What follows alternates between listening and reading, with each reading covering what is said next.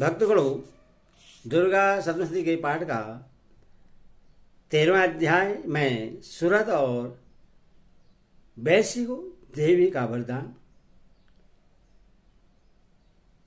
सुनिए, ऋषि कहते हैं, राजन, इस प्रकार मैंने तुमसे देवी के उत्तम महात्म्य का वर्णन किया जो इस जगत को धारण करती है। उन देवी का ऐसा ही प्रभाव है, वही विद्या ज्ञान उत्पन्न करती है। भगवान विष्णु की माया स्वरूपा उन भगवती के द्वारा ही तुम ये वैश्य और अन्य विवेकीजन मोहित होते हैं, मोहित हुए हैं तथा आगे भी मोहित होंगे। महाराज, तुम उन्हीं परमेश्वरी की शरण में जाओ। आराधना करने पर वही मनुष्य को भोग, स्वर्ग तथा मोक्ष प्रदान करती है। मार्केट जी कहते हैं, क्रोस्टोकी जी मेधा मुनि के ये वचन सुनकर राजा सूरज ने उत्तम व्रत का पालन करने वाली उन महाभाग महर्षि को प्रणाम किया। वे अत्यंत ममता और राज्य पहरण से बहुत खिन्न हो चुके थे। महामुनि इसीलिए विरक्त होकर वे राजा तथा वैश्य तत्काल तपस्या को चले गए और वे जगदम्बा के दर्शन के लिए नदी के तट पर रहकर तपस्या करने लगे। वे वैश्य उत्तम देवी सूक्त का जप करते हुए तपस्या में प्रवृत्त हुए। वे दोनों नदी के तट पर देवी की मिट्टी की मूर्ति बनाकर पुष्प, धूप और हवन आदि के द्वारा उनकी आराधना करने लगे।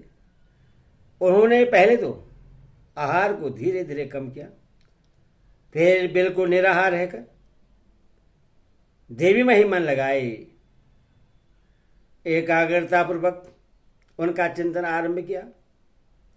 वे दोनों अपने शरीर के रक्त से प्रोक्षित बलि देते हुए लगातार 3 वर्ष तक समयपूर्वक आराधना करते रहे। इस पर प्रश्न होकर जगत को धारण करने वाली चंडिका देवी ने प्रत्यक्ष दर्शन देकर कहा। देवी बोली, राजन तथा अपने कुल को आनंदित करने वाले वैश्य, तुम लोग जिस वस्तु की अभिलाषा रखते हो वह मुझसे मांगो, मैं संतुष्ट हूं, अतः तुम्हें वह सब कुछ दूंगी।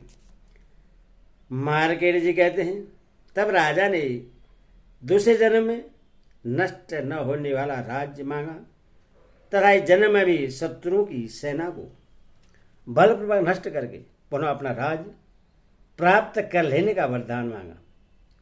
वैश्य का चित्त संसार की ओर से खिन्न एवं विरक्त हो चुका था और वे बड़े बुद्धिमान थे, अतः उस समय उन्होंने तो ममता और अहंता रूप आसक्ति का नाश करने वाला ज्ञान मांगा। देवी बोली, राजन, तुम थोड़े ही दिनों में शत्रुओं को मारकर अपना राज्य प्राप्त कर लोगे। अब वहां तुम्हारा राज्य स्थिर रहेगा।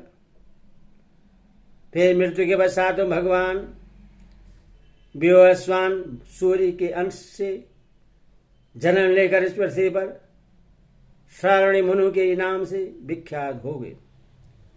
वैश्वर, तुमने भी जिस वर को मुझसे प्राप्त करने की इच्छा की है उससे देती हूं, तुम्हें मोक्ष के लिए ज्ञान प्राप्त होगा। मार्केट जी कहते हैं, इस प्रकार उन दोनों को मनोवांछित वरदान देकर तथा उनके द्वारा भक्तिपूर्वक अपनी स्तुति सुनकर देवी अंबिका तत्काल अंतर्ध्यान हो गई। इस तरह देवी से वरदान पाकर क्षेत्र में श्रेष्ठ सूरत सूर्य से जन्म ले सर्वाणी नामक मनु होंगे। इस प्रकार मार्गशीर्ष पुराण में सर्वाणी मनवंतरी की कथा के अंतर्गत देवी महात्म्य में सुरत और वैश्य को वरदान नामक 13 अध्याय पूरा हुआ। बोलो दुर्गे माता की जय, भगवती माता की जय।